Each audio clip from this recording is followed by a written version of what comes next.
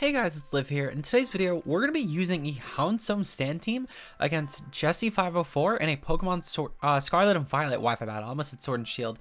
This team, I'm well aware, I'm actually re-recording my builder. I'm well aware that Houndstone actually just got banned as of yesterday when you guys are seeing this video. But at the very least, I had already recorded this battle and I still wanted to show it. Fluttermane's also banned, but the team's built around Houndstone. But we'll have a Fluttermane Welcome to Uber's vid tomorrow on the channel. So if you come back and you want to see some more content like this, leave a like and subscribe for more. And with that said, comment your thoughts on the battle and let's get right into it. First up, of course, for the Houndstone Sand team, we do have Tyranitar. Now, this team was built actually around Sandstream T-Tar with Smooth Rock, but I didn't have a Smooth Rock in my game, and I didn't feel like hunting for one, so I actually threw on leftovers. We have Thunderwave, Taunt, Stealth Rock, and Rock Blast. If you're using a set on like Showdown Ladder, or if you have a Smooth Rock in your game, I highly recommend using it over leftovers. I didn't care too much though, because I'm actually a huge fan of leftovers T-Tar, as I think it offers a bit more sustain and helps a little bit more in a metagame where stuff like Pull I think is really terrifying. But this set is basically just meant to be speed control, so then stuff like Houndstone can end up sweeping in the late game without needing to rely on Shadow Sneak as much. And then Taunt's great for stopping opposing hazard setters, and Rocks are great of our own. Rock Blast and Rock Slide are also pretty interchangeable. Again, I have Rock Slide in here personally. Rock Blast is still pretty fine. I just forgot to change it from Rock Blast to Rock Slide is all. Next up though, we have Houndstone with the Spell Tag. We have Sandrush with Shadow Sneak, Phantom Force, Last Respects, and Body Press. This set is designed basically to be the Sand Sweeper, the equivalent of Drill this game. And basically Houndstone just needs all of our party to faint, and it will end up plowing through the opponent if they don't have a Dark type or a Ghost type in the back. Even if they do, Body Press should be a pretty terrifying option, though with Terrestrial Ghost, any Pokemon that's not an outright immunity will probably crumble to a Last Respects Houndstone. This mon is absolutely insane to handle unless you have like a King Gambit or like a really bulky normal type, and otherwise this thing is going to kick teeth in. Quite literally, this thing will be probably one of the most broken mons, and I'm honestly not shocked it got banned to Ubers. I'm thinking though, they're probably going to just ban the move Last Respects, but regardless, this thing is an absolute monster. We have Clodsire up next, basically just meant to be our Spike Setter this game. Since we do have T-Tar for Rocks, this is our Spike Setter. It's also a great T-Spike immunity, set within we don't need to rely as much on hazard removal, which is great for stuff like Tyranitar and Houndstone. We have Toxic Recover, Spikes, and Earthquake. Toxic is great as well for chipping down potential walls. It's a really decent-ish check to Fluttermane, but it's not a great long-term one, especially if my opponent ends up being like Specs, Terrestrial Ghost. Could still end up definitely breaking past us, though we can play around that with the combination of T-Tar and Claude, so we should be pretty fine there. We have Corviknight up next with Rocky Helmet. Really great physical defensive check with stuff like U-Turn, Defog, Roost, and Body Press. Body Press is pretty useful for stuff like opposing T-Tar matchup, or even just really any sort of Dark type like Kingambit that might threaten potential Houndstone, so with him we don't need to rely as much on Body Press, especially Kingambit, which could Sucker Punch us back. So this is a pretty good check to Pokemon like that. Helmet, again, great for physical attackers, and U-Turn's good for bringing in stuff like Houndstone pretty easily, and also for Fluttermane too, which speaking of, we have Fluttermane up next with a Choice Scarf. I'm tired of losing this thing, so I'm using it. Pretty much that's what this meta is devolved into. If you're not using Fluttermane, you're losing to it. We have Timid Choice Scarf though with Shadow Ball, Mystical Fire, Psyshock, and Moonblast. Really glad this mon is banned. Again, I'm aware that as of the time of recording the builder, this happened, but when I played the battle, this was still allowed to you. So it was fair game, and I'm not going to just can the battle because it was a decent battle. But basically though, just meant to be a really good Scarf Cleaner. Again, objectively broken mon. Really glad it's gone in the tier finally. And again, we'll have the Ubers vid with it tomorrow, so make sure to stay tuned for that. Finally though, we do have Palafin. Now Palafin's in mon I know a lot of other people have been saying should be banned. I know that they say a lot of damage is done, and unless you have like Pex, which even still, this set is great around Pex because you're not banning yourself into water type moves, you're pretty much ending up taking like 70-80 from this. I think it'll probably get banned at some point. I don't think it was one of the more immediate bans that needed to happen though. I think Fluttermane was definitely objectively more broken. Houndstone personally I think is a little more broken. Just by a little bit. I do think that even still there are a couple other bans that could be made, such as Terastal or potentially Qianpao, that could go before Palafin. But regardless though, this vid's not really meant to be discussing bans, it's just meant to discuss Palafin on this team, which is again meant to just be a good pivot. It's great at revenging other fast Pokemon that might otherwise outpace Houndstone, specifically other Scarfers, which it's great to do with Jet Punch. I will say, in the battle you'll notice I left Aqua Jet on mine, completely just forgot to relearn Jet Punch because it was a relearn move, but wanted to mention that. Ideally though, you should be using Jet Punch, and the team below, when we do the rental code for it, will have Jet Punch for you guys. But with that said, hopefully you guys enjoyed the battle, and I'll see you guys later. Until then, peace out, guys. Hey guys, it's Liv here, and in today's video, we're going to be taking on Jesse504 with a Sand team against his Sun team. Pretty fitting weather-wise, I'll be honest. I just really wanted to use Houndstone, in all honesty. I got smashed by it by Q, and I had a couple people send me the team. Well, I had Venno send me the team. Shout out to Venno, of course. And I was like, yeah, why not? Let's use this one next. It looked the most fun of the batch of like 6 he sent me. So yeah, it's nice we get some weather wars if nothing else. But hopefully you guys enjoy. And with that said, I think I'm going to lead off with Palafin as my lead. As far as my switch-ins go, if let's say it ends up being a bad lead, for example, if we maybe see a Belly Bolt lead, or if we see something such as Roaring Mood lead, I have decent switch-ins in this team to at the very least anything that might be disadvantageous. So I'm not too concerned about a potentially bad lead, but we'll have to see.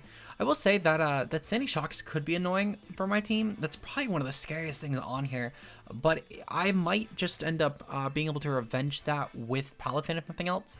One of Palafin or Houndstone should be able to at least smash through Jesse's team if nothing else. But a little bit concerned, Slitherwing could be terrifying as well in the sun. That thing is absurdly bulky. But we'll have to see. Good luck and fun to my opponent though.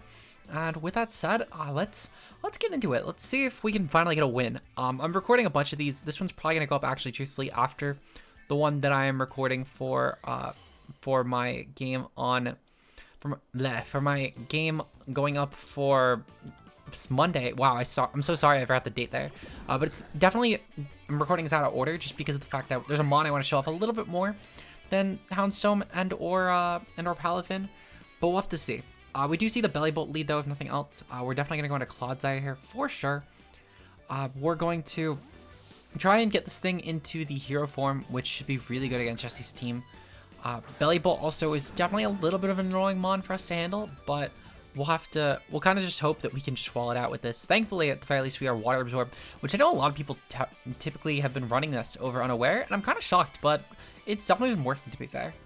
As far as my move here, I want to double check. Jesse had no immunity to Toxic, actually, so we're just going to go for a Toxic, in all honesty. This should be really good against whatever mon Jesse brings in, and especially with how bulky Jesse's team can be, I want to just get this whole team, for that matter, worn down as quickly as possible.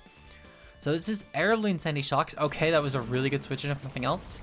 But thankfully we went for the Toxic. This should be a really quick way to actually just wear through his team if nothing else.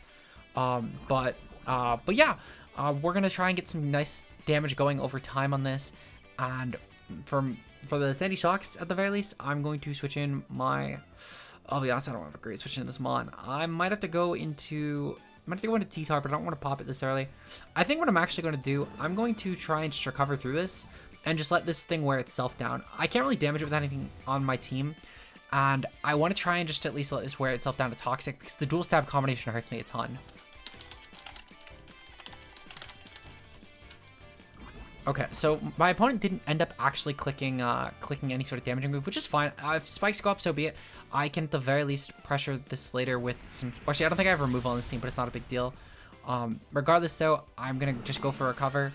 And I'm going to try and hopefully wear this thing down with Toxic. Well, wear this thing down with Toxic damage and nothing else. But at the very least, again, just got to keep clearing through this mon and hope that it can't take me out. Thankfully, it hasn't gotten a Spit F drop yet. If it was to get a Spit F drop, that could be pretty bad. But I do need Claw's Eye around for sure. It's really useful at defensively checking a lot of this team, especially with it being a Sun team. So I'm going to try and just see if I can make this work. My opponent does bring in Torkoal from here, which is fine. I'm going to take advantage of Torkoal and try and get up some hazards if nothing else on my opponent, because my opponent's team is fairly grounded, and I want to just try and get some good damage off if nothing else on this team. We're going to... Let's see, we're going to see Sandy Shocks come in. Okay, that's fine, actually. I'm getting up spikes, so I don't mind. Jesse did, to be fair, reset the Toxic damage, and is probably just trying to catch me in a bad position, but this is only making his matchup a bit worse against my team. So I'll definitely take this. It seems like at the very least, he can't kill the Claw's Eye, which I'm pretty good with. Even if he gets up spikes on my own team, it's not a big deal. Having not done PP maxes for my Claw's Eye is a little unfortunate right now, I will say. And this could end up biting me in the ass later on, but this mon really only needs to be around for the short term to try and just stall through a little bit of Jesse's team.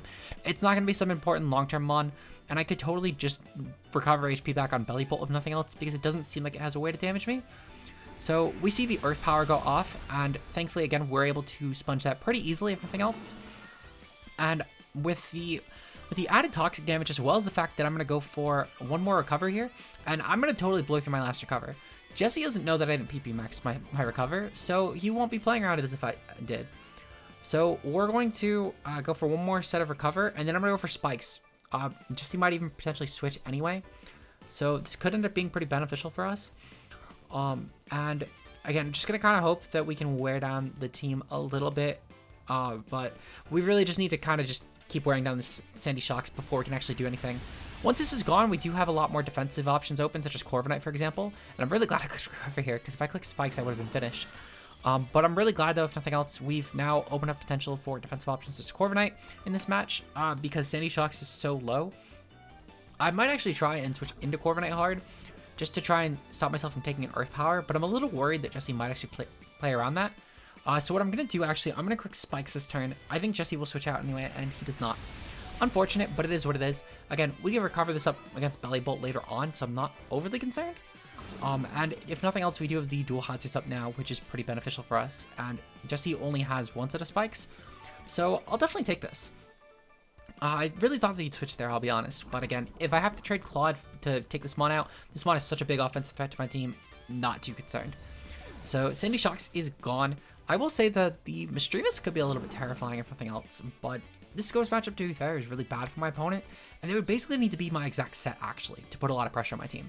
So Fluttermane is still, well, actually, is this the Fluttermane team? Yeah, I have Fluttermane, and my opponent also has Fluttermane. This Ghost Man, if nothing else, should be pretty decent against my opponent.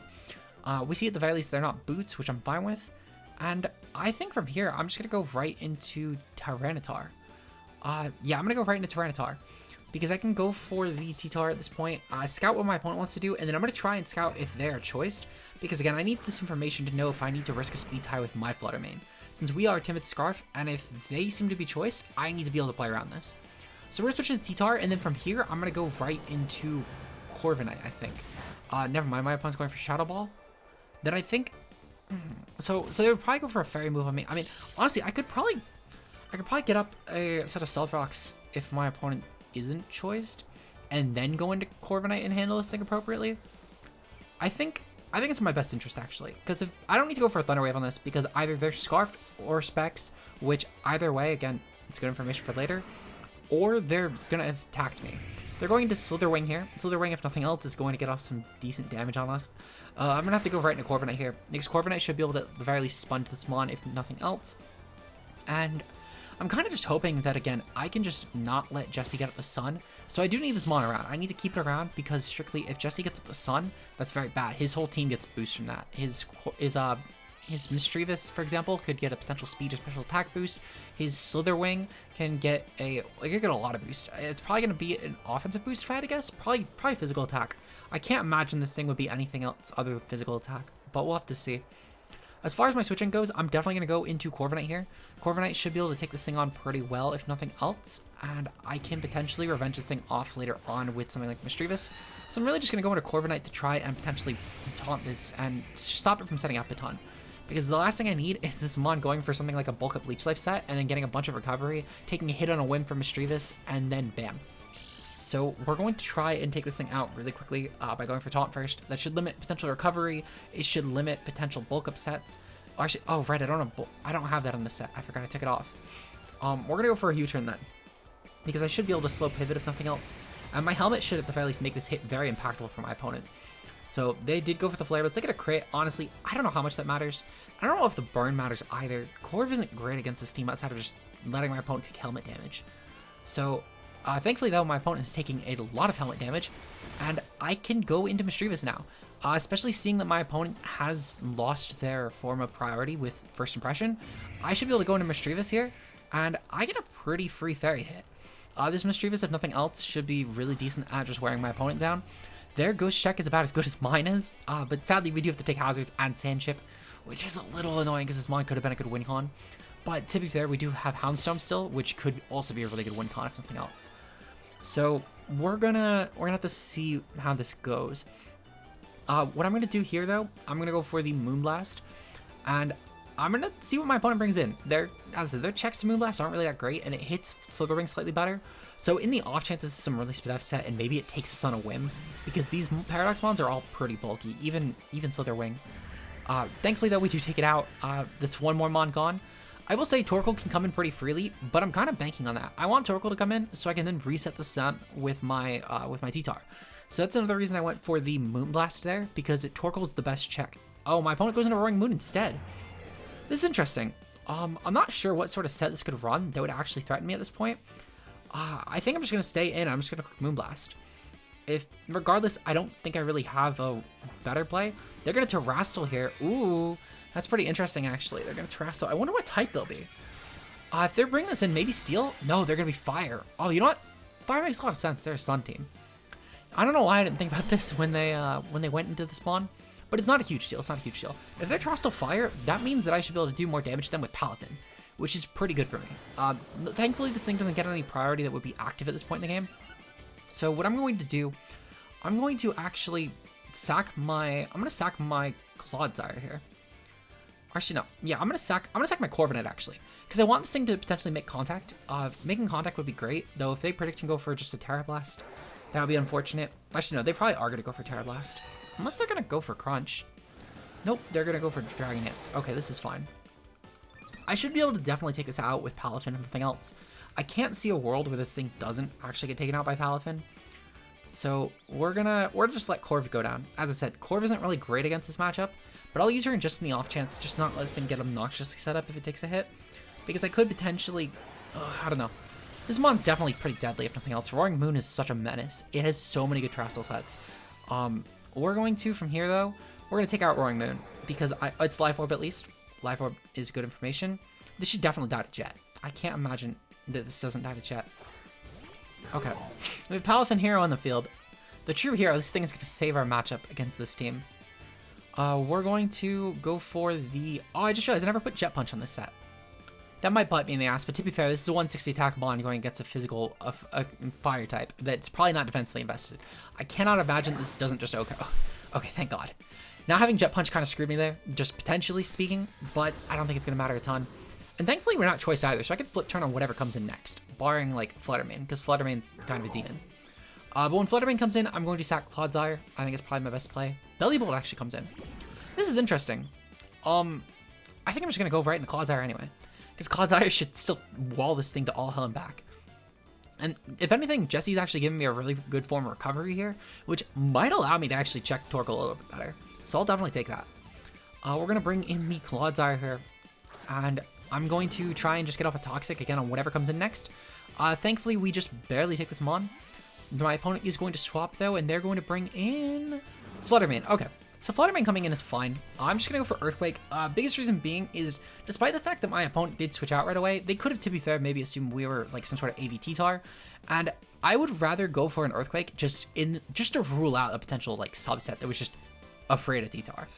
They are going to go for a Moonblast here, which I'm fine with. That does take us out, unfortunately, but it's not a big deal.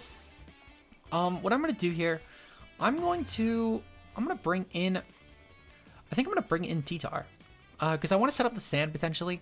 I know that we're weak to this, but if nothing else, the Sand Chip should be nice, and I still think that we'll take the hit with, unless this is Specs, but if it's, I don't know. I feel like, again, we'll take the hit unless it's Specs. I'm going to go for the... What's their Mons again? I need to double check this. So they have Bellybolt, Torkoal, and Fluttermane. I'm going for the Earthquake. Earthquake should objectively be good against everything left in this field. We do see Moonblast go off, and that does no damage. Okay. So this is probably why they swapped last time, is because this does like no damage to me. And from here, I can honestly probably just win the game off of... Honestly, I could probably win the game off of Houndstone. So I'm going to just go into Houndstone and clean up the team, I think. That's probably my best interest. Actually, I'm going to probably win off of Palafin, I think. I'm going to save Houndstone.